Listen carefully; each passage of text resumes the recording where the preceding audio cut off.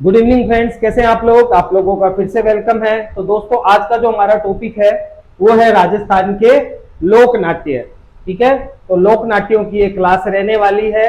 सबसे पहला लोक नाट्य जो हम पढ़ने वाले हैं वो है ख्याल नाट्य। तो सबसे पहला लोक नाट्य कौन सा हो जाएगा?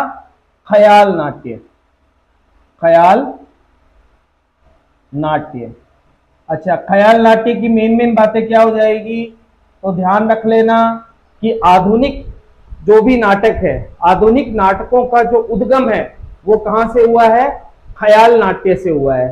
ठीक है, ख्याल का अर्थ होता है खेल। ठीक है, तो कुछ बातें हैं जो ख्याल नाट्य के बारे में हम नोट डाउन कर लेते हैं। जैसे आधुनिक नाटकों का उद्गम, आधुनिक नाटकों का उद्गम ख्याल नाट्य से हुआ है। ख्याल से हुआ है। दूसरी बात आपको ध्यान रखनी है कि इसमें यानी कि ख्याल में, इसमें रामायण, महाभारत या पौराणिक कथा कही जाती है। पौराणिक कथा कही जाती है। ठीक है, अब जो ख्याल है इसमें एक दल होता है, काफी सारे उसमें सदस्य होते हैं। ठीक है, तो इसमें दल के मुखिया को, इसमें दल के मुखिया को उस्ताद, दल के मुखिया को क्या कहा जाता है? उस्ताद कहा जाता है। दल के मुखिया को उस्ताद तथा अन्य सदस्यों को खिलाड़ी, अन्य सदस्यों को खिलाड़ी तथा सूत्रकार को, सूत्रकार को हलकारा कहा जाता है। सूत्रकार को क्या कहा जाता है? हलकारा कहा जाता है। अच्छा, ये सूत्रकार कौन होता है? तो सूत्रकार एक तरह से समझ लो डायरेक्टर। ठीक है, जो इस पूरे ख्याल नाट्य को डायरेक्ट करता है उसे क्या कहा जाता है? सूत्रकार। और सूत्रकार को इस ख्याल नाट्य में क्या कहा जाता है? तो हलकारा कहा जाता है। ठीक है, ख्याल नाट्य का शाब्दिक अर्थ थोड़ा सा आप ध्यान रख लेना, फटाफट नोट डाउन करो इसको। ख्याल नाट्य का शाब्दिक अर्थ, ख्याल का जो शाब्दिक अर्थ होता है उसका मतलब होता है खेल। ख्याल का मतलब क्या हो गया? खेल। और क्या बात ध्यान रखनी है? तो और हमें कुछ राजस्थान के प्रमुख ख्याल हैं जिनके बारे में हमें ध्यान में रखना है। ठीक है, तो राजस्थान के प्रमुख ख्याल, राजस्थान के प्रमुख ख्याल कौन कौन से हो जाएंगे? ठीक है, तो इसमें जो फर्स्ट नंबर आपको ध्यान में रखना है वो है शेखावाटी और चिरावा का ख्याल। शेखावाटी एवं चिरावा, चिरावा कहां पड़ता है? झुंझुनू। चिरावा ख्याल, इसमें ज्यादा कुछ आपको ध्यान नहीं रखना है, बस शेखावटी और चिरावा ख्याल जो है इनके प्रवर्तक आपको ध्यान में रखने हैं। प्रवर्तक कौन कौन हो गए? तो एक तो हो जाएगा नानूराम। ठीक है, और जो दूसरा है वो आपको ध्यान में रखना है दुलिया राणा। दुलिया राणा, इन दोनों का संबंध किससे है? शेखावटी एवं चिरावा ख्याल से इनका संबंध है। सेकंड नंबर पे आपको ध्यान में रखना है कुचामणी ख्याल, मोस्ट इंपोर्टेंट। सेकंड नंबर पे क्या ध्यान रखना है? कुचामणी ख्याल। कुचामणी ख्याल, कुचामणी ख्याल का रचनाकार या प्रवर्तक याद रख लेना, मोस्ट इंपोर्टेंट, बार बार एग्जाम में पूछा जाता है, तो वो हो जाएगा लच्छी राम। लच्छी राम का संबंध किससे हो गया? तो लच्छी राम का संबंध जो है वो कुचामणी ख्याल से हो गया। अच्छा, जो कुचामणी ख्याल है इसमें सामाजिक जो मुद्दे होते हैं उनके ऊपर कटाक्ष किया जाता है। ठीक है, तो इसमें सामाजिक विषयों पर कटाक्ष किया जाता है। कटाक्ष यानी कि व्यंग्य किया जाता है, कटाक्ष किया जाता है। और क्या बात ध्यान रखनी है, तो और इसमें बात ध्यान रख लेना कि इसमें स्त्रियों का पात्र या महिलाओं का जो पात्र है वो पुरुषों के द्वारा खेला जाता है। ठीक है, इसमें स्त्रियों का पात्र पुरुषों द्वारा निभाया जाता है, पुरुषों द्वारा निभाया जाता है। और क्या बात ध्यान रखनी है, तो कुचामणी ख्याल की एक बात और ध्यान रख लेना कि इसमें कलाकारों को उगम राज कहा जाता है। इसमें कलाकारों को उगम राज कहा जाता है, कलाकारों को उगम राज कहा जाता है। ठीक है, फटाफट नोट डाउन करो, इसको पोज करके नोट कर लिया करो। कुचामणी ख्याल के बाद में हम बात करेंगे हेला ख्याल। तीसरा जो ख्याल आपको ध्यान में रखना है वो हो जाएगा हेला ख्याल। हेला ख्याल, अच्छा हेला ख्याल का प्रवर्तक कौन हो जाएगा, तो हेला ख्याल का प्रवर्तक जो हो जाएगा वो हो जाएगा हेला शायर। हेला ख्याल का प्रवर्तक कौन हो जाएगा, हेला शायर। ठीक है, हेला ख्याल का क्षेत्र ध्यान रख लेना कि भाई ये कौन से क्षेत्र में हेला ख्याल खेला जाता है, तो दौसा, लालसोट, सवाई माधोपुर और भरतपुर। ठीक है, तो ये हेला ख्याल का क्षेत्र हो गया। हेला ख्याल के बाद में आपको ध्यान में रखना है कन्हैया ख्याल। नेक्स्ट कौन सा हो जाएगा, कन्हैया ख्याल। कन्हैया ख्याल, कन्हैया ख्याल क्या है, तो इसमें कहन होता है। कहन मतलब इसमें कहानी कही जाती है, और ये जो कहानी होती है ये रामायण या महाभारत से संबंधित होती है। ठीक है, और इसका क्षेत्र ध्यान रखना है आपको, बाकी इसमें ज्यादा कुछ आपको ध्यान नहीं रखना। कन्हैया ख्याल में क्या ध्यान रखना है कि इसमें कहन, कहन मतलब कहानी कही जाती है, जो रामायण महाभारत से संबंधित होती है।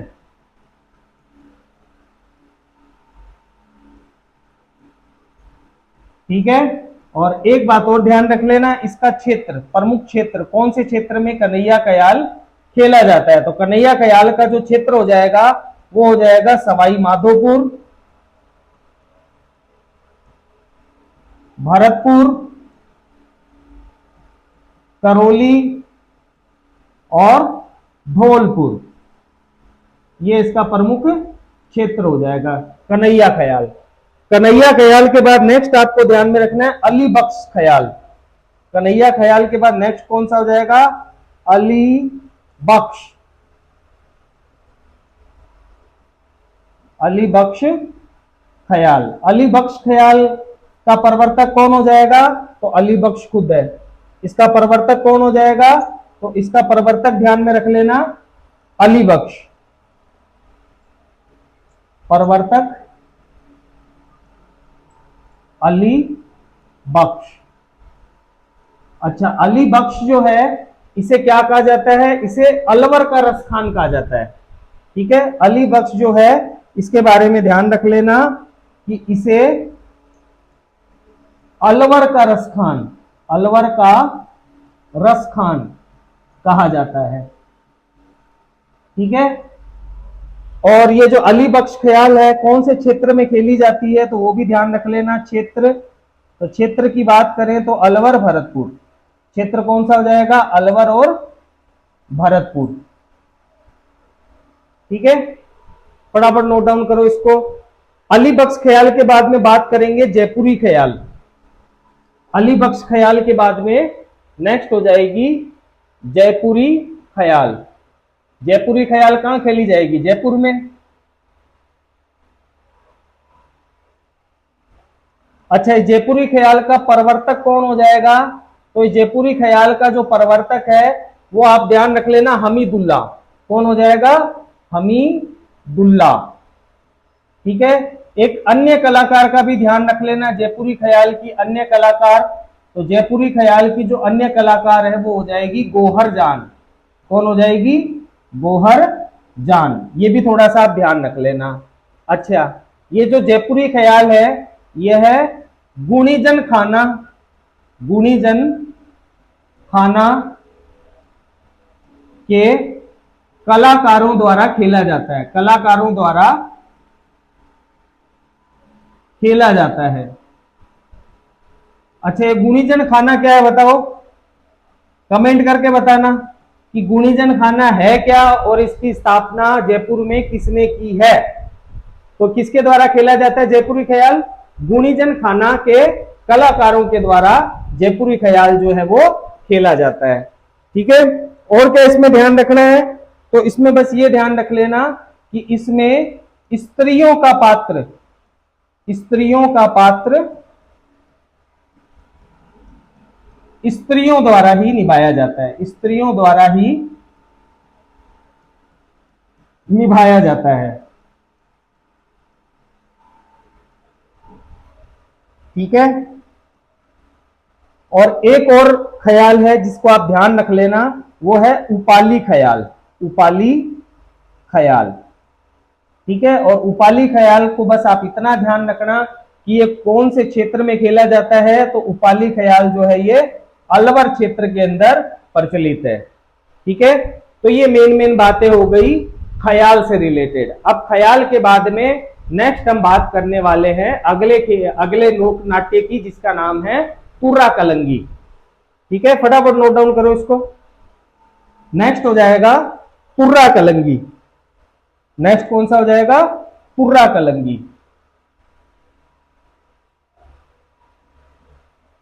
तुर्रा कलंगी।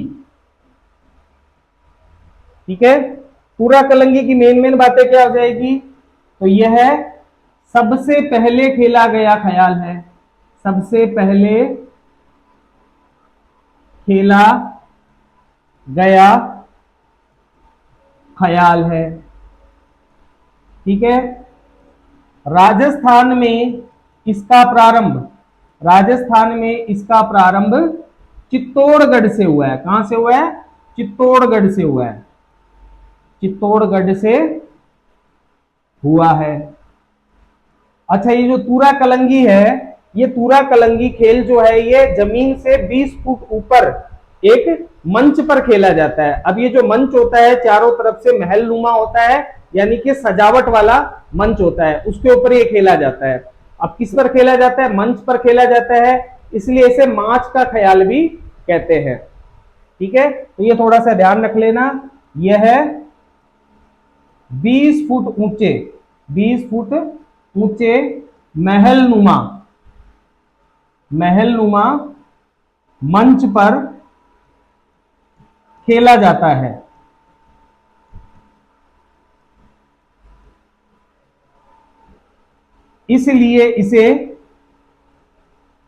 इसलिए इसे माच का ख्याल भी कहते हैं।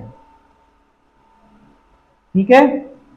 और क्या बात ध्यान रखनी है ख्याल के बारे में? तो ख्याल के बारे में ध्यान रख लेना कि इसमें चंग वाद्य यंत्र का प्रयोग होता है। इसमें चंग वाद्य यंत्र का प्रयोग होता है। तुर्रा कलंगी में कौन से वाद्य यंत्र का प्रयोग हो रहा है? तो चंग वाद्य यंत्र का प्रयोग हो रहा है। प्रमुख कलाकार ध्यान रख लेना तुर्रा कलंगी के प्रमुख कलाकार।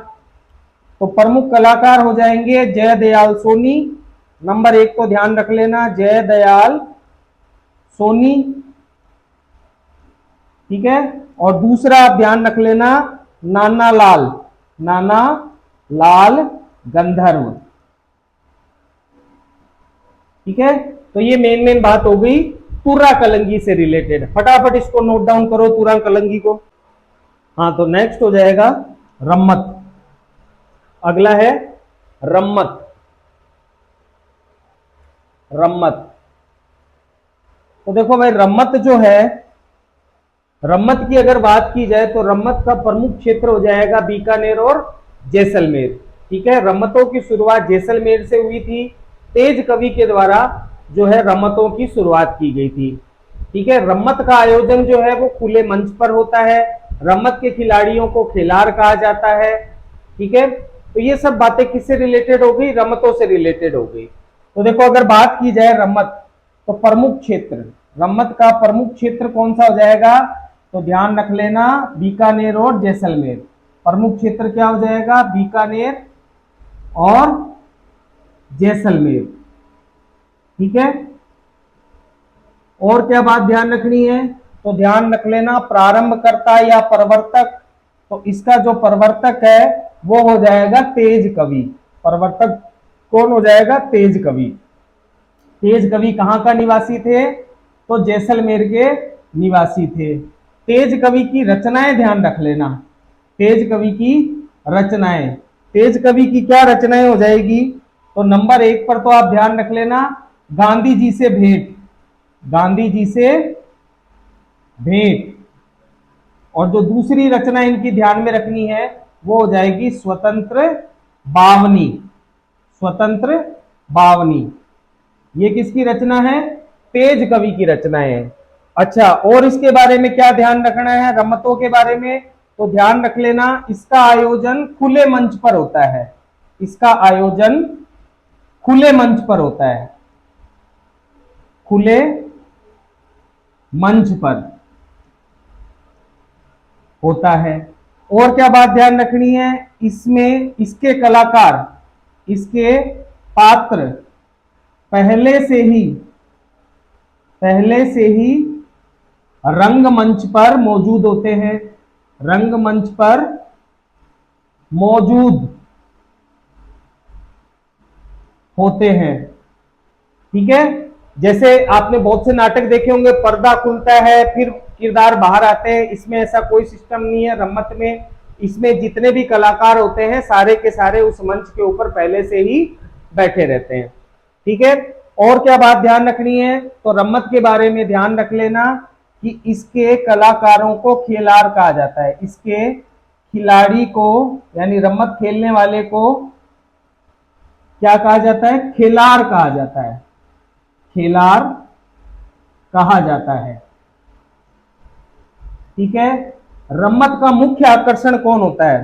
तो रम्मत का मुख्य आकर्षण, रम्मत का मुख्य आकर्षण, रम्मत का जो मुख्य आकर्षण होता है वो होता है टेरिया। कौन होता है? टेरिया। टेरिया, टेरिया कौन होता है? तो टेरिया वो व्यक्ति होता है जो क्या होता है, पात्रों को आवाज ले लेकर बुलाता है, पीछे से गाना गाता है। ठीक है, कॉमेडी करता है, मजाक वगैरह करता है, अलग अलग तरह की वेशभूषा पहनता है। तो वो कौन होता है? टेरिया होता है। यानी कि रम्मत की जो मुख्य आकर्षण या मुख्य रंगत होती है वो कौन होता है? टेरिया होता है। टेरिया का संबंध किससे हो गया? रम्मत से हो गया। इंपॉर्टेंट क्वेश्चन है इसीलिए बता रहा हूं। ठीक है, तो ये उतारो फटाफट, नोट डाउन करो। अच्छा, अब देखो आगे बात की जाए रम्मत, रम्मत की। तो रम्मत शुरू होने से पूर्व रामदेव जी के भजन गाए जाते हैं। और रम्मत जब खेली जा रही होती है तो रम्मत खेलते समय गणपति के, चौमासा के या वर्षा ऋतु का गायन किया जाता है। तो ये भी थोड़ा सा आप ध्यान रख लेना कि रम्मत से पूर्व रामदेव जी के भजन गाए जाते हैं। रामदेव जी के भजन गाए जाते हैं। ठीक है, और क्या बात ध्यान रखनी है? रम्मत खेलते समय, रम्मत खेलते समय, रम्मत खेलते समय गणपति, गणपति, वर्षा ऋतु, चौमासा के गीत गाए जाते हैं। चौमासा के गीत गाए जाते हैं। ठीक है, देखो रमतों की शुरुआत तो जैसलमेर से हुई है, लेकिन रमतें जो है वो बीकानेर की ज्यादा प्रसिद्ध है। तो ये थोड़ा सा आप ध्यान रख लेना कि बीकानेर में रमतों का प्रारंभ, बीकानेर में रमतों का प्रारंभ फक्कड़ दादा की रमत से होता है। फक्कड़, फक्कड़ दादा की रम्मत से होता है। ठीक है, कई जगह देखो आपको फक्कड़ दादा मिलेगा, कई जगह आपको फक्कड़ दाता मिल जाता है। वैसे ओरिजिनल वर्ड होता है फक्कड़ दाता, लेकिन काफी सारी किताबों में आपको फक्कड़ दादा भी मिल जाएगा। ठीक है, तो ध्यान रख लेना, फक्कड़ दाता हो या दादा हो एक ही बात है। वैसे ओरिजिनल नाम होता है फक्कड़ दाता की रम्मत। तो बीकानेर में रम्मतों का प्रारंभ किससे हो रहा है? फक्कड़ दाता की रम्मत से होता है। लेकिन बीकानेर की अमर सिंह राठौड़ की जो रम्मत है वो सर्वाधिक प्रसिद्ध है। तो ये भी थोड़ा सा आप ध्यान रख लेना कि बीकानेर की अमर सिंह राठौड़, अमर सिंह राठौड़, कौन है अमर सिंह राठौड़? की रम्मत सर्वाधिक प्रसिद्ध है, सर्वाधिक प्रसिद्ध है। बताओ अमर सिंह राठौड़ कौन है? तो अमर सिंह राठौड़ जो है ये नागौर का शासक था, मतीरे की राड़ वाला। ध्यान आया, इतिहास में पढ़ाया था मतीरे की राड़। अमर सिंह राठौड़, करण सिंह, तो ध्यान रख लेना। तो बीकानेर की सबसे ज्यादा प्रसिद्ध रम्मत कौन सी है? अमर सिंह राठौड़ की रम्मत है, सर्वाधिक प्रसिद्ध है। और क्या बात ध्यान रखनी है? तो प्रमुख कलाकार ध्यान रख लेना, रम्मतों के प्रमुख कलाकार। रम्मतों के प्रमुख कलाकार कौन कौन हो जाएंगे? तो ध्यान रख लेना, फागू महाराज, फागू महाराज, दूसरा सुआ महाराज, सुआ महाराज, और तीसरा ध्यान रख लेना तेज कवि, तेज कवि। ये कौन हो गए? मुख्य इसके कलाकार हो गए। और देखो क्या बात ध्यान रखनी है, तो यहीं पर स्टार बनाकर मैं लिख देता हूं कि सिरोही में मेघवाड़ों की रम्मत खेली जाती है और जो रावल जाति के द्वारा खेली जाती है। तो ये थोड़ा सा आप ध्यान रख लेना कि सिरोही में मेघ वालों की रम्मत, मेघ वालों की रम्मत रावल जाति द्वारा खेली जाती है, रावल जाति द्वारा खेली जाती है। ठीक है, अच्छा बीकानेर में देखो इन रम्मतों का जो आयोजन है वो किस पर किया जाता है? लकड़ियों के बड़े बड़े पाटों के ऊपर किया जाता है। ठीक है, तो एक क्वेश्चन यहां से रम्मत में से ही पूछ लिया जाता है कि पाटा संस्कृति कहां की प्रसिद्ध है? तो ध्यान रख लेना, पाटा संस्कृति जो है वो बीकानेर की प्रसिद्ध है। तो यहीं पर मैं स्टार बनाकर इसको लिख देता हूं, आप लोग नोट डाउन कर लेना। पाटा संस्कृति, पाटा संस्कृति कहां की प्रसिद्ध है? तो पाटा संस्कृति जो है वो बीकानेर की प्रसिद्ध है। देखो फालतू बड़े बड़े नोट्स बनाने में कोई मतलब नहीं है, क्वेश्चन कहां से आ रहे हैं ये देखो आप। ठीक है, पुराने क्वेश्चन आए हुए होंगे पेपरों में, और आने वाले पेपरों में भी आप मिलाकर देख लेना इसके अंदर से कितने क्वेश्चन आते हैं। ठीक है, तो पाटा संस्कृति कहां की प्रसिद्ध हो गई? बीकानेर की प्रसिद्ध हो गई। फटाफट इसको नोट डाउन करो। नेक्स्ट हम बात करेंगे तमाशा। नेक्स्ट तमाशा, तमाशा, तमाशा। देखो राजस्थान में अगर बात की जाए तमाशा का प्रमुख क्षेत्र, तो तमाशा का राजस्थान में जो प्रमुख क्षेत्र है वो हो जाएगा जयपुर। तमाशा कहां का फेमस है? जयपुर का फेमस है। तमाशा देखो मूल रूप से महाराष्ट्र का लोक नाट्य है, और राजस्थान में इसका जो प्रचलन है वो सवाई प्रताप सिंह के काल में हुआ है। तो ये थोड़ा सा आप ध्यान रख लेना कि यह मूलतः महाराष्ट्र का लोक नाट्य है, लोक नाट्य है। राजस्थान में इसका प्रचलन, राजस्थान में इसका प्रचलन सवाई प्रताप सिंह के काल में हुआ। सवाई प्रताप सिंह, सवाई प्रताप सिंह के काल में हुआ। ठीक है। और तमाशा के बारे में क्या ध्यान रखना है, तो इसका आयोजन खुले मंच पर होता है। तमाशे का भी आयोजन किस पर होता है, खुले मंच पर, और रम्मत का भी आयोजन खुले मंच पर। तो इसका आयोजन खुले मंच पर होता है, खुले मंच पर होता है। ठीक है। स्त्री पात्रों की भूमिका स्त्रियों द्वारा निभाई जाती है। स्त्री पात्रों की भूमिका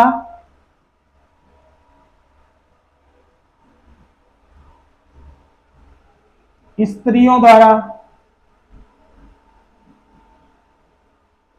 निभाई जाती है। क्वेश्चन पूछे जाते हैं कि किसमें पुरुष निभा रहे हैं, किसमें स्त्रियां निभा रही है। इतना आसान नहीं है। स्त्री पात्रों की भूमिका किसके द्वारा निभाई जाती है, स्त्रियों के द्वारा ही निभाई जाती है। ये थोड़ा सा आप इसमें ध्यान रख लेना। ठीक है। और इसकी बात करेंगे प्रमुख कलाकार, इसके प्रमुख कलाकार कौन हो जाएंगे, तो इसके प्रमुख कलाकार हो जाएंगे गोपी कृष्ण भट्ट, गोपी कृष्ण भट्ट, और दूसरा आप ध्यान में रख लेना वासुदेव भट्ट, वासुदेव भट्ट। ये इसके प्रमुख कलाकार हो गए। तो ये मेन बातें हो गई तमाशा से रिलेटेड। तमाशा के बाद हम नेक्स्ट बात करेंगे नौटंकी। नेक्स्ट कौन सा हो जाएगा, नौटंकी। नौटंकी, नौटंकी। तो देखो नौटंकी की अगर बात की जाए तो यह मूल रूप से उत्तर प्रदेश का नाट्य है। ठीक है। राजस्थान में इसका प्रचलन कहां होता है, तो ऐसे क्षेत्र जो उदयपुर से लगते हो, यानी कि भरतपुर और धौलपुर, मेनली भरतपुर ध्यान रखना, नौटंकी भरतपुर। ठीक है। तो राजस्थान में इसका प्रचलन, राजस्थान में इसका प्रचलन कहां कहां है, तो भरतपुर और धौलपुर में इसका प्रचलन है। मेन आप भरतपुर ध्यान रख लेना, नौटंकी भरतपुर। तो राजस्थान में इसका प्रचलन कहां से हो गया, भरतपुर और धौलपुर में, दो जगह इसका प्रचलन है। नौटंकी के बारे में और क्या बात आपको ध्यान रखनी है कि इसमें 9 तरह के वाद्य यंत्रों का प्रयोग होता है। इसमें 9 तरह के वाद्य यंत्रों का प्रयोग होता है। ठीक है। और नौटंकी के बारे में क्या ध्यान रखना है, तो राजस्थान में इसको प्रारंभ करने का श्रेय, राजस्थान में प्रारंभ करने का श्रेय, राजस्थान में इसको प्रारंभ करने का श्रेय जो है वो भूरीलाल को जाता है। किसको जाता है, भूरीलाल। भूरीलाल भरतपुर के निवासी थे, डींग भरतपुर के निवासी थे भूरीलाल। तो राजस्थान में नौटंकी को प्रारंभ करने का श्रेय किसको जा रहा है, भूरीलाल को जा रहा है। और इसके अलावा अन्य कलाकार भी इसके आप लोग ध्यान में रख लेना। अन्य कलाकार, नौटंकी के अन्य कलाकार कौन हो जाएंगे, तो ध्यान रख लेना गिरिराज प्रसाद, गिरिराज प्रसाद। ठीक है। कामा भरतपुर निवासी है ये। तो ये मेन बातें किससे रिलेटेड हो गई, नौटंकी से रिलेटेड होगी। नौटंकी का ज्यादातर क्वेश्चन ये पूछा जाता है कि नौटंकी का संबंध कहां से है, भरतपुर से, या फिर ऐसा कौन सा नाट्य है जिसमें 9 तरह के वाद्य यंत्रों का प्रयोग होता है, तो वो कौन सा हो गया, नौटंकी हो गया। तो नौटंकी को फटाफट नोट डाउन करो। नेक्स्ट हो जाएगा गंवरी। अगला लोक नाट्य कौन सा हो गया, गंवरी, गंवरी, गंवरी। तो देखो गंवरी जो है बहुत ज्यादा इंपॉर्टेंट है। गंवरी जो है ये भीलों का लोक नाट्य है। ठीक है, राजस्थान में कहां कहां खेला जाता है? तो उदयपुर में, बांसवाड़ा में और डूंगरपुर में इसका आयोजन किया जाता है। भीलों का लोक नाट्य है, राजस्थान का एकमात्र लोक नाट्य है जिसका आयोजन दिन के समय होता है। इसके लिए कोई विशेष मंच नहीं होता है, खुले मैदान, आंगन, प्रांगण में कहीं पर भी इसको खेल लिया जाता है। और महत्वपूर्ण बात आपको ये ध्यान में रखनी है कि राजस्थान का सबसे लंबा लोक नाट्य है, जो कितने दिनों तक, 40 दिनों तक ये चलता है। ठीक है, तो कुछ मेन बातें इसके बारे में लिख लेते हैं, फिर आगे बात करते हैं। तो देखो, गंवरी की अगर बात की जाए तो यह है भीलों का, यह भीलों का प्रमुख लोक नाट्य है, भीलों का प्रमुख लोक नाट्य है। कौन कौन से क्षेत्र में खेला जाता है ये? तो क्षेत्र हो जाएंगे इसके, ध्यान रख लेना, उदयपुर, डूंगरपुर और बांसवाड़ा। ठीक है, और क्या बात ध्यान रखनी है? तो यह एकमात्र नाटक है जिसका आयोजन दिन में होता है, नाटक है जिसका आयोजन दिन में होता है, जिसका आयोजन दिन में होता है। और क्या बात ध्यान रखनी है? तो ध्यान रख लेना कि यह सबसे लंबा लोक नाट्य है, यह सबसे लंबा लोक नाट्य है, सबसे लंबा लोक नाट्य है जो 40 दिनों तक चलता है, 40 दिनों तक चलता है। ठीक है, और क्या बात ध्यान रखनी है? इसमें सिर्फ पुरुष भाग लेते हैं, सिर्फ पुरुष भाग लेते हैं, भाग लेते हैं। अच्छा, इसमें जो पुरुष भाग ले रहे हैं, यानी कि इसके जो खिलाड़ी हैं, वो 40 दिनों तक, जब तक ये नाटक चल रहा है तब तक वो घर नहीं जाते हैं और ब्रह्मचर्य का पालन करते हैं। तो ये भी थोड़ी सी बात लिख लेना कि इसके खिलाड़ी 40 दिनों तक, 40 दिनों तक घर नहीं जाते, घर नहीं जाते तथा ब्रह्मचर्य का पालन करते हैं, ब्रह्मचर्य का पालन करते हैं। ये थोड़ा सा आप ध्यान में रख लेना। ठीक है, फटाफट नोट डाउन करो। अच्छा, इसके आगे क्या ध्यान रखना है? इसके आगे आपको ध्यान में रखना है इसका प्रारंभ। इसका प्रारंभ कब होता है? तो गंवरी का जो प्रारंभ है वो होता है रक्षाबंधन के दूसरे दिन। गंवरी नाट्य का प्रारंभ कब होता है? रक्षाबंधन के दूसरे दिन, रक्षाबंधन के दूसरे दिन इसको शुरू कर दिया जाता है। 40 दिन तक, भादवे तक ये चलता है। ठीक है, और क्या बात ध्यान रखनी है? तो इसमें भोपा, इसमें भोपा खेड़ा देवी, इसमें भोपा खेड़ा देवी से आज्ञा लेकर, खेड़ा देवी से आज्ञा लेकर नाट्य प्रारंभ करता है, नाटक प्रारंभ करता है। ठीक है, और क्या बात ध्यान रखनी है? तो इसमें शिव व भस्मासुर, शिव व भस्मासुर की कथा का नाट्य होता है। ठीक है, इसमें जो मेन होता है वो शिव और भस्मासुर की कथा जो होती है वो कही जाती है। ठीक है, कौन से नाटक में? गंवरी नाटक के अंदर। ठीक है, और क्या बात ध्यान रखनी है? यह राजस्थान का सबसे प्राचीन नाट्य है, यह राजस्थान का सबसे प्राचीन नाट्य है, सबसे प्राचीन नाट्य है। ठीक है, और क्या बात ध्यान रखनी है? तो और ध्यान रख लेना इसे मेरु नाट्य भी कहते हैं, इसे मेरु नाट्य भी कहते हैं।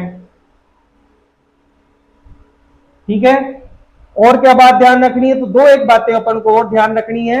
पहली बात आप ये ध्यान रख लेना कि इसका सूत्रकार, सूत्रकार मतलब डायरेक्टर, इसका सूत्रकार कुटकुटिया कहलाता है।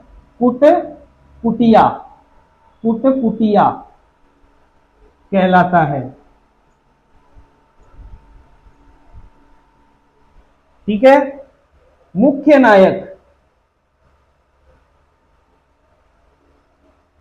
ठीक है, इस नाटक का जो मुख्य नायक होता है उसे क्या कहा जाता है? तो उसे बड़गुड़िया कहा जाता है, बड़गुड़िया कहा जाता है। ध्यान रख लेना, बड़गुड़िया का संबंध किससे है? तो बड़गुड़िया का संबंध गंवरी से है, ध्यान रख लेना। और क्या ध्यान रखना है? प्रसिद्ध कलाकार ध्यान रख लेना, भानु भारती, इसका प्रसिद्ध कलाकार, प्रसिद्ध कलाकार हो जाएगा भानु भारती। प्रसिद्ध कलाकार कौन हो जाएगा? भानु भारती। ठीक है, ये थोड़ा सा आप ध्यान में रख लेना। तो ये मेन मेन बातें किससे रिलेटेड हो गई? गंवरी से रिलेटेड हो गई। फटाफट नोट डाउन करो इसको।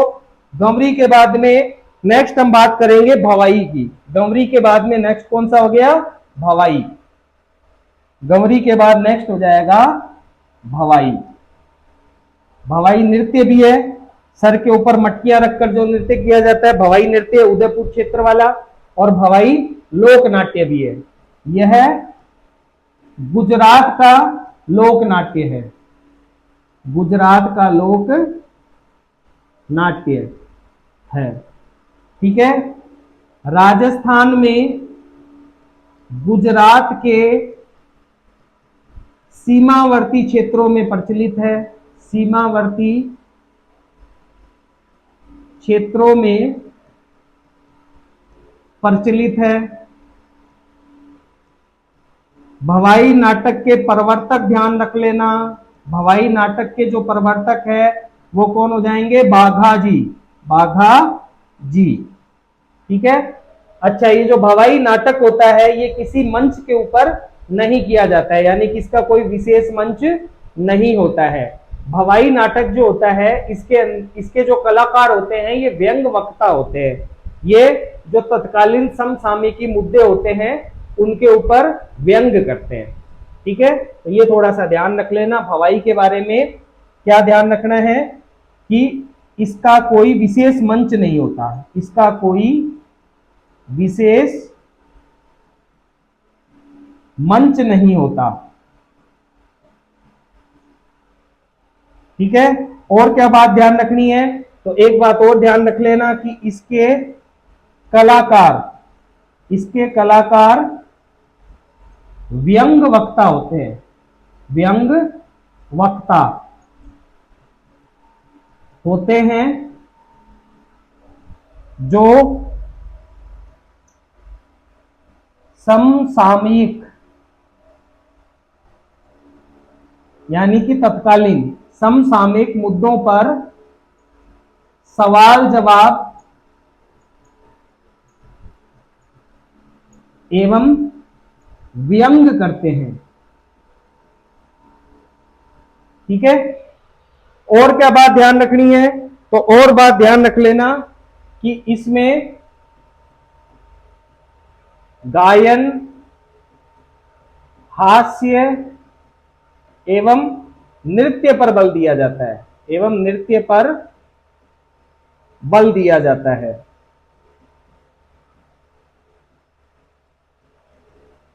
ठीक है, तो ये मेन मेन बातें किससे रिलेटेड हो गई? भवाई नृत्य से रिलेटेड होगी। फटाफट नोट डाउन करो इसको। हाँ, तो नेक्स्ट हो जाएगा फड़। नेक्स्ट क्या हो जाएगा? फड़। फड़ जानते ही हो आप लोग, बहुत ज्यादा इंपॉर्टेंट है, एग्जाम में बहुत से क्वेश्चन फड़ के ऊपर पूछे जाते हैं। तो देखो फड़ होती क्या है? तो फड़ कुछ नहीं होती है, फड़ जो होती है एक 30 फुट लंबी और 5 फुट चौड़ी पट्टी होती है। देखो इस टाइप से होती है, ये पट्टी टाइप में होती है फड़। और इसके अंदर क्या होते हैं कि देवी, जो जिस देवी या देवता की ये फड़ है उसके जीवन से रिलेटेड घटनाएं होती है। ठीक है, ऐसे छोटे छोटे डब्बों के अंदर क्या होती है? उससे जीवन से रिलेटेड घटनाएं होती है। ठीक है, भोपा और भोपी इसका वाचन करते हैं। अलग अलग जातियों के अलग अलग अलग अलग मतलब फड़ों को अलग अलग जाति के भोपे जो होते हैं वो वाचन करते हैं, वो अपन आगे बात करेंगे। तो फड़ में क्या होता है कि मान लो किसी की मन्नत पूरी हो गई तो वो फड़ का वाचन करवाएगा। ठीक है, इसमें क्या होगा, इसमें जो भोपी होती है वो तो क्या करती है, हाथ में लालटेन लेके रखती है, और भोपा जो होता है वो गायन करता है। मान लो कि बचपन की कहानी चल रही है तो भोपी क्या करेगी, बचपन के ऊपर लालटेन से रोशनी करेगी।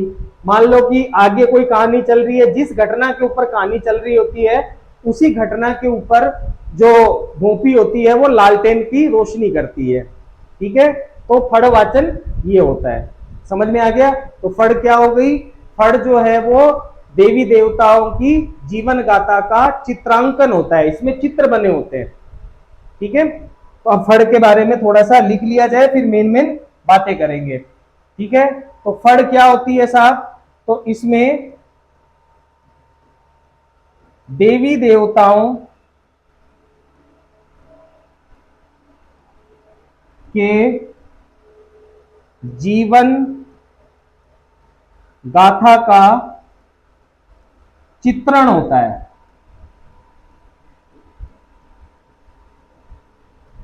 ठीक है, फड़ में और क्या ध्यान रखनी है, तो यह है 30 फुट लंबी, 30 फुट लंबी एवं 5 फुट चौड़ी, 30 फुट लंबी एवं 5 फुट चौड़ी पट्टी होती है।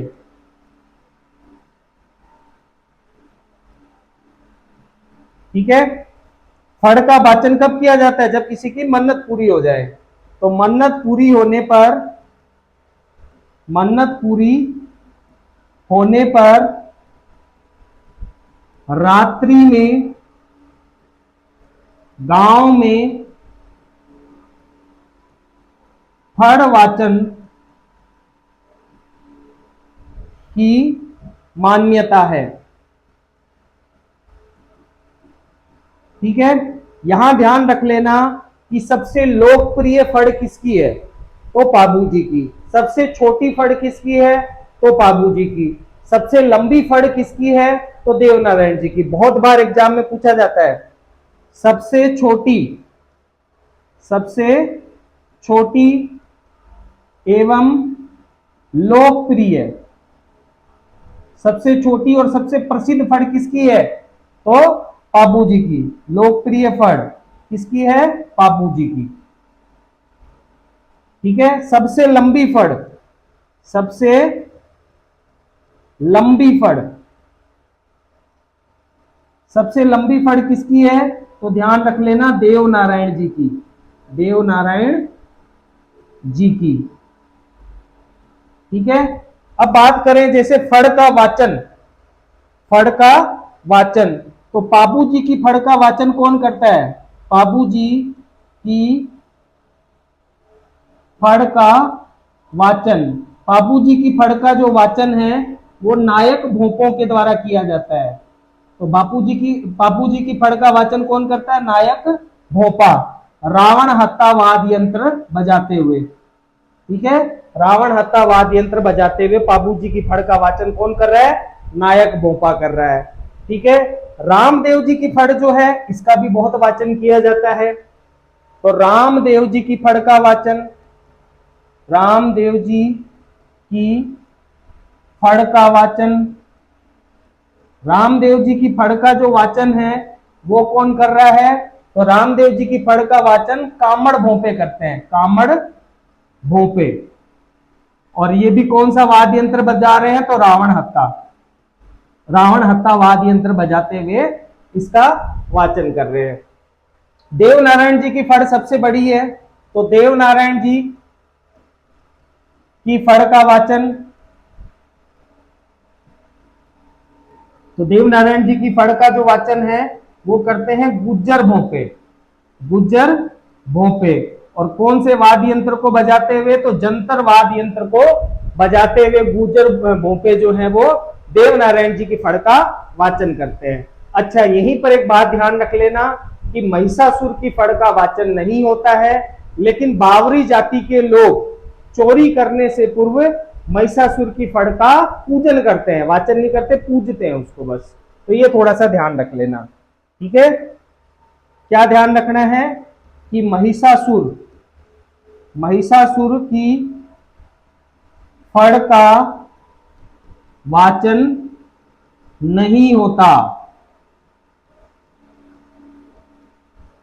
ठीक है। बावरी जाति के लोग, बावरी जाति के लोग चोरी करने से पूर्व महिषासुर की फड़ का पूजन करते हैं, महिषासुर की फड़ का पूजन करते हैं, ठीक है। प्रमुख कलाकार ध्यान रख लेना इनके, प्रमुख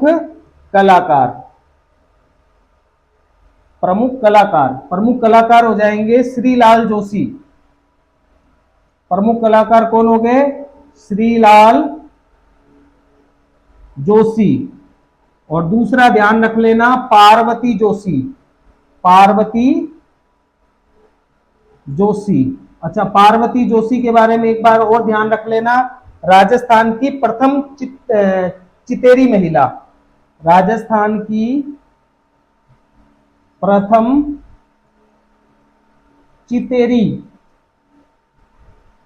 चितेरी महिला, यानी कि राजस्थान की पहली महिला चित्रकार कौन हो जाएगी? पार्वती जोशी। क्या बनाती है? फड़ बनाने का काम करती है। फड़ क्या होता है?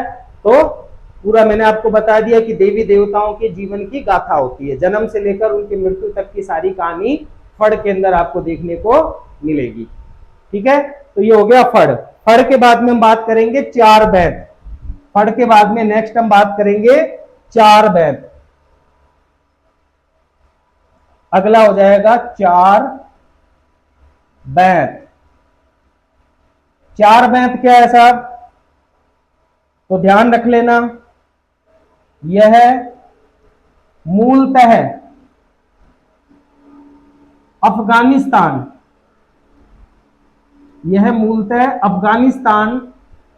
का नाट्य है, ठीक है। और क्या ध्यान रखना है? पहले यह है, अच्छा, अफगानिस्तान की भाषा कौन सी है? पठानी, यानी कि पोस्त भाषा। तो पहले इस नाट्य का आयोजन कौन सी भाषा में होता था? पोस्त भाषा में, अफगानी भाषा में होता था, ठीक है। तो पहले इसका आयोजन पोस्त भाषा में होता था, पोस्त भाषा में होता था, ठीक है। राजस्थान में इसका प्रचलन टोंक में है। चार बैत ध्यान रख लेना, टोंक। राजस्थान में इसका प्रचलन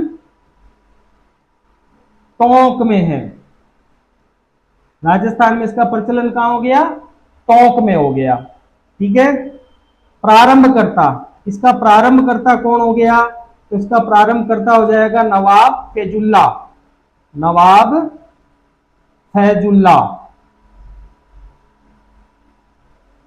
नवाब फैजुल्ला के काल के अंदर राजस्थान में इसका प्रचलन हुआ, चार बैत। अच्छा, इसको चार बैत क्यों कहा जाता है? क्योंकि इसकी चार शैलियां हैं, ठीक है। इसको चार बैत क्यों कहा जाता है? इसकी चार शैलियां हैं, इसकी चार शैलियां हैं। कौन कौन सी हो जाएगी? तो ध्यान रख लेना, नंबर एक हो जाएगा भक्ति, नंबर दो श्रृंगार, नंबर दो क्या हो गया? श्रृंगार। नंबर तीन रकीब खानी।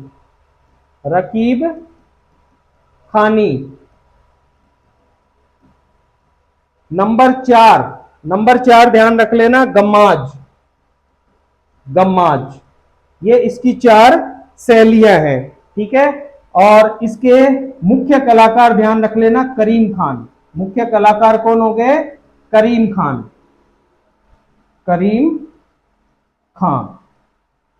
ठीक है, चार बेत का ये क्वेश्चन बार बार पूछा जाता है कि इसका प्रचलन कहाँ है, तो ध्यान रख लेना, चार बेत टोंक में, चार शैलियां हैं, इसीलिए इसको क्या कहा जाता है, चार बेत कहा जाता है। फटाफट नोट डाउन करो उसको।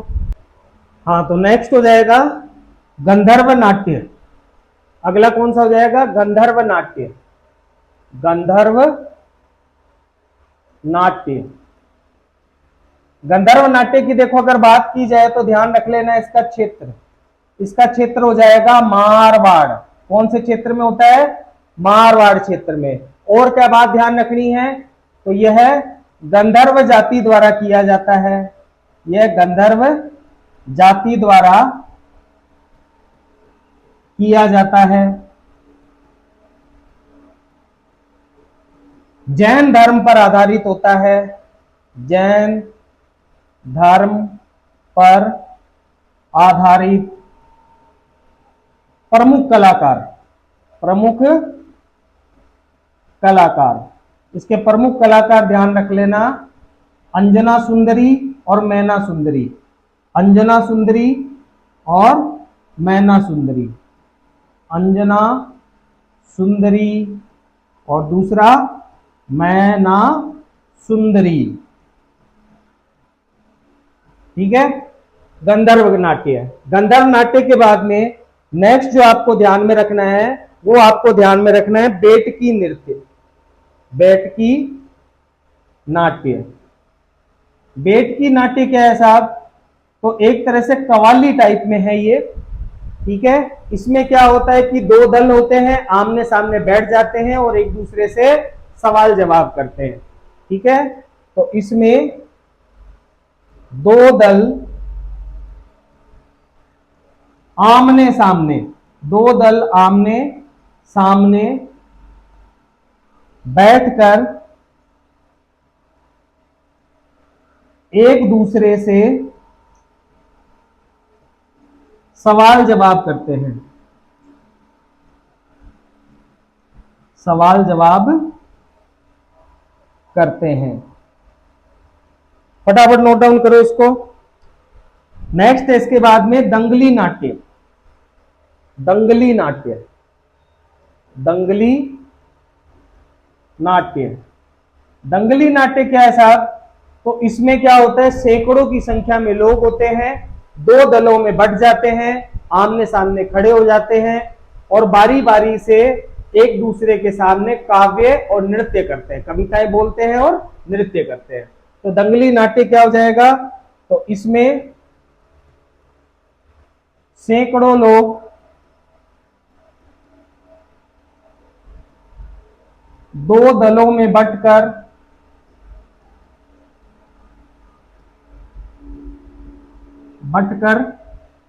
एक दूसरे के सामने, एक दूसरे के सामने खड़े हो जाते हैं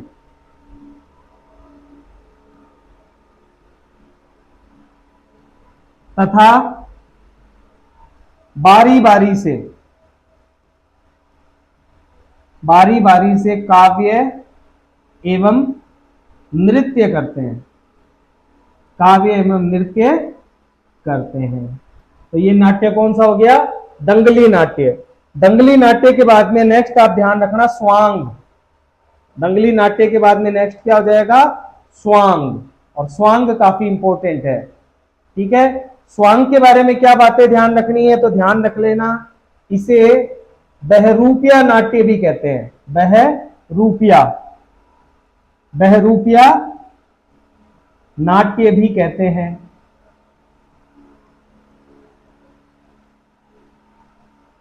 ठीक है, देखो इसमें क्या किया जाता है, इसमें जो मुख्य कलाकार होता है वो कलाकार क्या होता है, किसी और का वेश धारण करता है और उसकी तरह नकल करने की कोशिश करता है।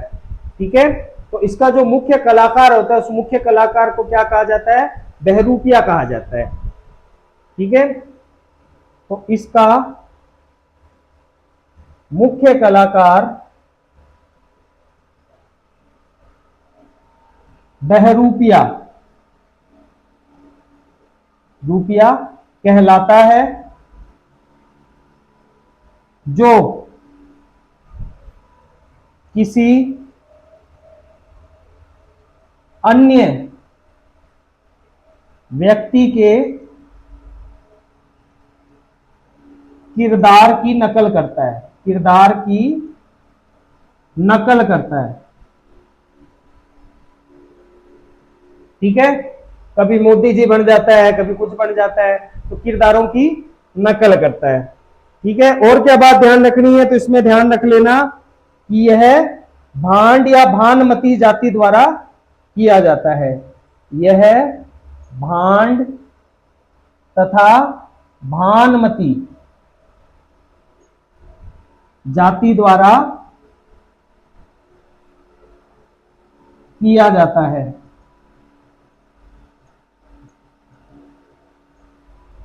अच्छा, इसका प्रवर्तक ध्यान रख लेना, स्वांग का प्रवर्तक जानकीलाल भांड, जानकीलाल भांड, पद्मश्री मिला इनको 2024 में। और क्या बात ध्यान रखी है, इनको मंकी मैन भी कहा जाता है। ठीक है, मंकी मैन भी इनको कहा जाता है। ठीक है, ये ध्यान रख लेना, जानकीलाल भांड। ठीक है, इसके अलावा एक कलाकार और है जिसका आप नाम ध्यान रख लेना, धनरूप भांड।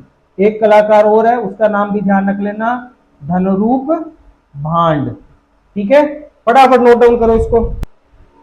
हाँ, तो नेक्स्ट हो जाएगा रामलीलाएं। नेक्स्ट क्या हो जाएगा, रामलीलाएं, रामलीला। ठीक है, रामलीला, रामलीला को प्रसिद्ध कराने का श्रेय, रामलीला को प्रसिद्ध करवाने का श्रेय,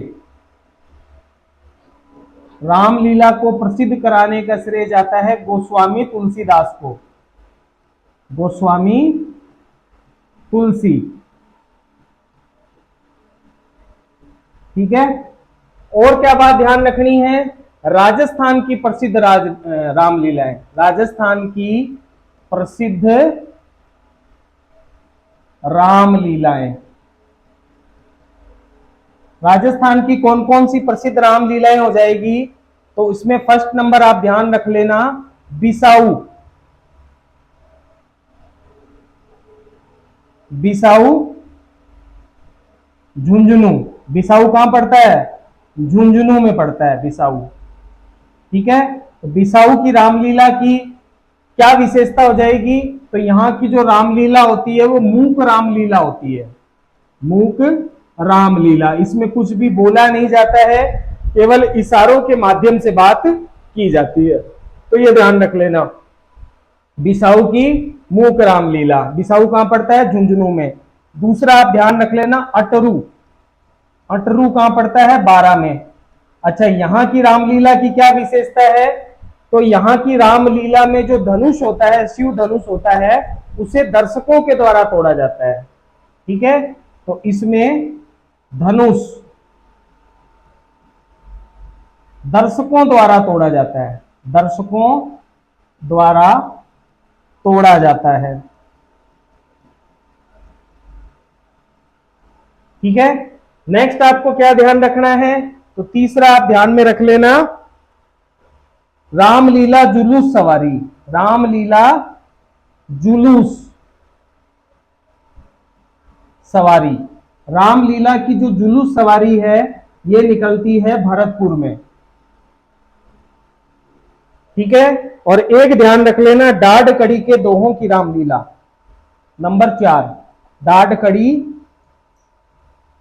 डाढ़ कड़ी के दोहों की रामलीला। इसका आयोजन कहां हो रहा है, डाढ़ कड़ी के दोहों की रामलीला का आयोजन, तो ये हो रहा है मांगरोल, मांगरोल। और मांगरोल कहां पड़ता है, तो मांगरोल पड़ता है बारा में, ध्यान रख लेना। ठीक है, मांगरोल बारा में इसका आयोजन होता है, फटाफट नोट डाउन करो। रामलीला के बाद में हम बात करेंगे रासलीला। रामलीला के बाद में क्या आ गया, रासलीला। रामलीला के बाद रास लीला। ठीक है, प्रसिद्ध कराने का श्रेय, प्रसिद्ध करवाने का श्रेय वल्लभाचार्य, किसको दिया जाता है? वल्लभाचार्य को, वल्लभाचार्य। ठीक है, और क्या बात ध्यान रखनी है? तो राजस्थान में इसको प्रसिद्ध कराने का श्रेय, राजस्थान में विशेष रूप देने का श्रेय, विशेष रूप किसने दिया राजस्थान में इसको? तो शिवलाल कुमावत ने। किसने दिया है? शिवलाल कुमावत ने। ठीक है, और क्या बात ध्यान रखनी है? तो इसमें विषय ध्यान रख लेना कि किस विषय पर इस रासलीला का आयोजन होता है। तो कृष्ण लीलाओं पर, कृष्ण लीलाओं पर, कृष्ण लीलाओं पर इसका आयोजन किया जाता है। और क्या ध्यान रखना है? जाति कि ये जो रासलीला नाट्य है कौन सी जाति के द्वारा किया जाता है? तो राई जाति के द्वारा। कौन सी जाति के द्वारा? राई जाति के द्वारा ये किया जाता है। ठीक है, क्षेत्र, क्षेत्र की बात करें तो ब्रज क्षेत्र में होता है। ब्रज क्षेत्र कौन सा हो गया? अलवर भरतपुर, अलवर भरतपुर, ब्रज क्षेत्र। अच्छा, एक प्रमुख केंद्र और है, वो भी ध्यान रख लेना, इसका प्रमुख केंद्र, इसका प्रमुख केंद्र कौन सा हो जाएगा? तो वो भी ध्यान रख लेना, फुलेरा, फुलेरा। ठीक है, पंचायत वाला फुलेरा नहीं है, जयपुर के पास में फुलेरा है, वो है। ठीक है, फटाफट इसको नोट डाउन करो। रासलीला के बाद में नेक्स्ट हम बात करेंगे सनकादिकों की लीला, सनकादिकों की लीला, सनकादिकों की लीला। प्रमुख विषय क्या हो जाएगा इसका? सनकादिकों की लीला का प्रमुख विषय क्या हो जाएगा साहब? तो इसका विषय हो जाएगा नरसिंह अवतार, नरसिंह अवतार व हिरण्यकश्यप वध, हिरण्यकश्यप वध। इसके ऊपर, इस विषय के ऊपर सनकादिकों की लीला का आयोजन किया जाता है। क्षेत्र ध्यान रख लेना इसका, क्षेत्र एक तो हो जाएगा गोसुंडी और दूसरा हो जाएगा बस्सी, ये दो क्षेत्र है। और ये दोनों कहां पड़ते हैं? तो चित्तौड़गढ़ में। कहां पड़ते हैं? चित्तौड़गढ़ में पड़ते हैं। ठीक है, तो ये मेन बात हो गई सनकादिकों की लीला के बारे में। नेक्स्ट हम कुछ होलियां हैं जिनके बारे में अपन बात कर लेते हैं। ठीक है, तो उनका भी आयोजन होता है, जैसे पत्थर मार होली, कोड़ा मार होली, डोलची होली। ठीक है, प्रमुख होलियां, प्रमुख होलियां तो ध्यान रख लेना भाई। कोड़ा मार होली, कोड़ा मार होली, कोड़ा मार होली की जो है ये बिनाए अजमेर की प्रसिद्ध है, बिनाए अजमेर। ठीक है, सेकंड हो जाएगा पत्थर मार होली, पत्थर मार होली। पत्थर मार होली कहां की प्रसिद्ध है? तो पत्थर मार होली प्रसिद्ध है बाड़मेर की। कोड़ा मार बिनाए अजमेर और पत्थर मार होली कहां की प्रसिद्ध है? पत्थर मार होली बाड़मेर। इसके अलावा एक ध्यान रख लेना, डोलची मार होली, डोलची मार होली ये प्रसिद्ध है बीकानेर की। हर्षों और व्यास जाति के बीच में ये खेली जाती है। ठीक है, तो देखो ये जो था ये प्रमुख नाट्यों से रिलेटेड हमारा सारा टॉपिक खत्म हो गया है। ठीक है, इसके अलावा कुछ फैक्ट हैं, कुछ कलाकार हैं जिनके ऊपर एग्जाम में डायरेक्ट क्वेश्चन पूछ लिए जाते हैं। ठीक है, जैसे पूछ लिया जाता है कि प्रसिद्ध सुरनई वादक कौन है? तो पेपे खां। ठीक है, तो इस तरह के कुछ क्वेश्चंस हैं फैक्ट वाले जो अपन नोट कर लेते हैं, तो फटाफट इसको नोट डाउन करो। हाँ, तो नेक्स्ट हम बात करेंगे प्रमुख कलाकार। नेक्स्ट हो जाएंगे प्रमुख कलाकार। प्रमुख कलाकारों में सबसे पहला आप ध्यान रख लेना गणपत लाल डांगी, गणपत लाल डांगी, गणपत लाल डांगी। गणपत लाल डांगी कौन है? तो रंगमंच कलाकार है। कौन है? रंगमंच कलाकार है गणपत लाल डांगी। ठीक है। और इन गणपत लाल डांगी को गिगोली के बापू भी कहते हैं। गिगोली के बापू गणपत लाल डांगी को कहा जाता है। ठीक है। गिगोली नाम आ जाता है या कई जगह गीगले नाम भी आ जाता है। गीगले, गीगले के बापू। ठीक है। गिगोली भी आ जाता है कई जगह और कई जगह गीगले नाम भी देखने को मिलता है। देखो, तो पहला हो गया गणपत लाल डांगी। उसके बाद है सादिक खां। सादिक खां मांगणी यार। मांगणी यार। सादिक खां मांगणी यार जो है ये खड़ताल वादक है। खड़ताल वादक। ठीक है। सादिक खां मांगणी यार के बाद में नेक्स्ट आप ध्यान में रख लेना जहूर खां मेवाती। जहूर खां मेवाती। और ये जो जहूर खां मेवाती है ये है भपंक वादक। भपंग वादक। ठीक है। जहूर है ये जहूर, जहूर खां मेवाती। जहूर खां मेवाती के बाद में है कमल शक्कर खां। कमल शक्कर खां। कमल शक्कर खां कौन है? तो साहब ध्यान रख लेना कामायचा वादक। कामायचा वादक। नेक्स्ट है पेपे खां। पेपे खां। पेपे खां कौन है? तो ध्यान रख लेना सुरनई वादक। सुरनई वादक। और भी है, फटाफट नोट करो इसको। हाँ, पेपे खां के बाद में नेक्स्ट हो जाएंगे रामकिशन सोलंकी। राम कृष्ण सोलंकी। रामकृष्ण सोलंकी कौन है? तो नगाड़े के जादूगर। नगाड़े के जादूगर। नगाड़े के जादूगर कौन हो गए? रामकृष्ण सोलंकी। रामकृष्ण सोलंकी के बाद में चांद मोहम्मद खां। चांद मोहम्मद खां। ये कौन हो गए? तो शहनाई वादक। शहनाई वादक। वैसे तो उस्ताद बिस्मिल्लाह खां हैं, वो ऑल इंडिया लेवल के हैं। राजस्थान में कौन हो गए? चांद मोहम्मद खां। चांद मोहम्मद खां के बाद में गंवरी बाई। गंवरी बाई। गंवरी बाई को क्या कहा जाता है? वागड़ की मीरा। वागड़ की मीरा कौन हो गई? गंवरी बाई हो गई। गंवरी बाई के बाद में नेक्स्ट ध्यान रख लेना कैलाश जकोटिया। कैलाश जकोटिया।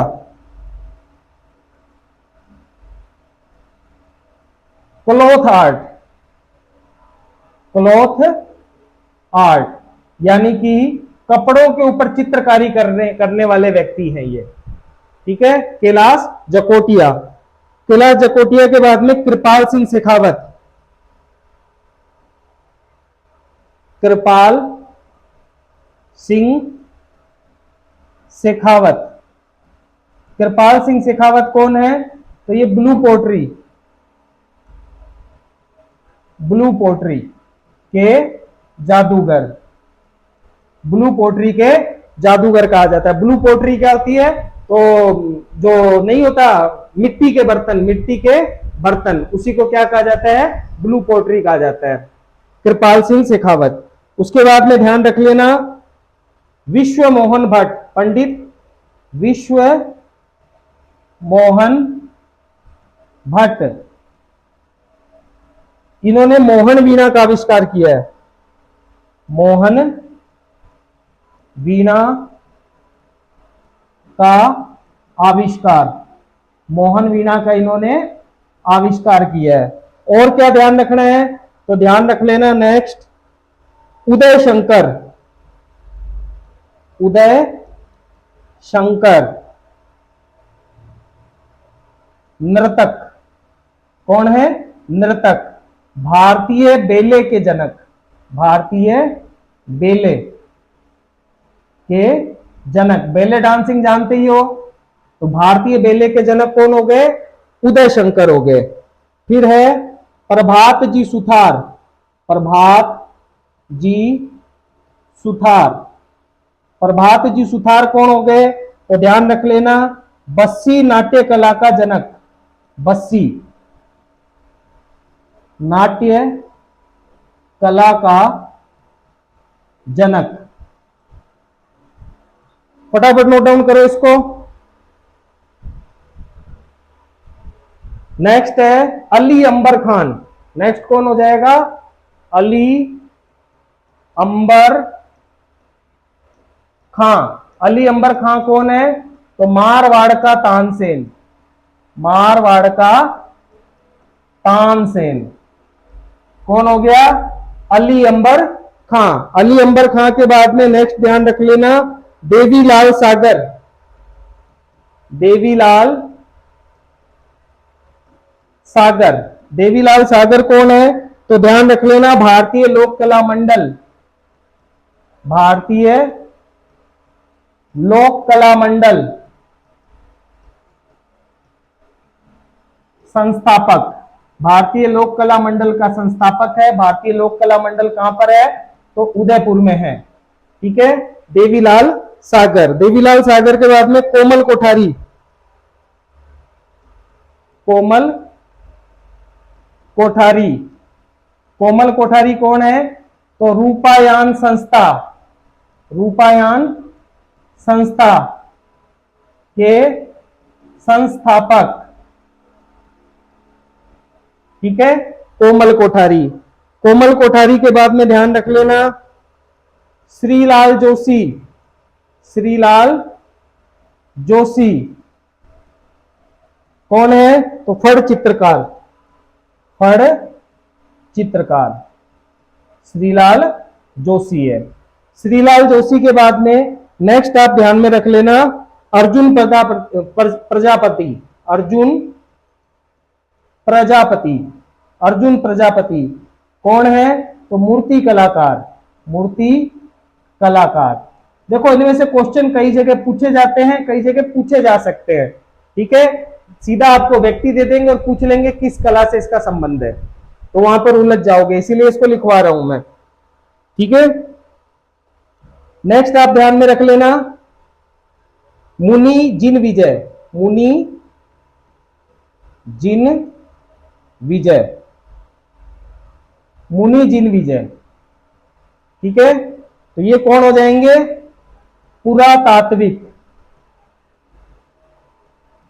पुरातात्विक ज्ञाता। ठीक है, पुरातात्विक स्रोतों के ज्ञाता हो जाएंगे मुनि जिन विजय। ठीक है, फिर नेक्स्ट आपको ध्यान में रखना, कुदरत सिंह, कुदरत सिंह है। कुदरत सिंह कौन हो जाएंगे? तो मीनाकारी कलाकार, मीनाकारी कलाकार, इनका क्या नाम हो गया? कुदरत सिंह नाम हो गया। ठीक है, फटाफट नोट डाउन। नेक्स्ट हो जाएगा पंडित दुर्गालाल, पंडित दुर्गालाल। पंडित दुर्गालाल का संबंध किससे है? कथक, कथक नृत्य से इनका संबंध है, पंडित दुर्गालाल। पंडित दुर्गालाल के बाद ध्यान रख लेना, लच्छी राम, लच्छी राम का संबंध किससे है? तो कुचामणी ख्याल, कुचामणी ख्याल, कुचामणी ख्याल से इनका संबंध है। और क्या बात ध्यान रखनी है? तो बस दो बातें और ध्यान रखनी है, राम नारायण शर्मा, एक आप ध्यान रख लेना, राम नारायण शर्मा। राम नारायण शर्मा कौन है? तो सारंगी वादक, सारंगी वादक राम नारायण शर्मा। इसके अलावा एक बात और ध्यान रख लेना, वाद्य यंत्र का प्रशिक्षण, वाद्य यंत्र का प्रशिक्षण, वाद्य यंत्र का प्रशिक्षण तो राम संगीत संस्थान, राम संगीत संस्थान में दिया जाता है। तो ये मेन कुछ बातें हो गई जो फैक्चुअल बातें हैं। ठीक है, जहां से डायरेक्ट क्वेश्चन पूछे जा सकते हैं। तो इसी के साथ में हमारा जो लोक नाट्य वाला टॉपिक है वो पूरी तरह से समाप्त होता है। ठीक है, इसके बाहर आपको पढ़ने की कोई जरूरत नहीं है। इसके बाहर अगर क्वेश्चन आएगा तो राजस्थान में कोई नहीं कर पाएगा। ठीक है, तो जितना आपको करवा दिया गया है उतने कोई आप लोग याद कर लो। ठीक है, 10 किताबें पढ़ने का कोई फायदा नहीं है, एक किताब को 10 बार पढ़ो, वो आपको ज्यादा फायदा देगा। ठीक है, तो इसीलिए कहता हूं कि इसका बार बार रिवीजन करो और जो टेस्ट होते हैं वो टेस्ट दो। इसके अलावा आपको कुछ भी करने की जरूरत नहीं है। ज्यादा से ज्यादा मेहनत करो, ज्यादा से ज्यादा पढ़ाई करो और अपने कर्तव्य पथ पर ऐसे ही बढ़ते रहो। अगर वीडियो पसंद आया हो तो वीडियो को प्लीज लाइक कर दीजिए, सब्सक्राइब कर दीजिए और ज्यादा से ज्यादा शेयर कर दीजिए। ओके जी, बाय बाय।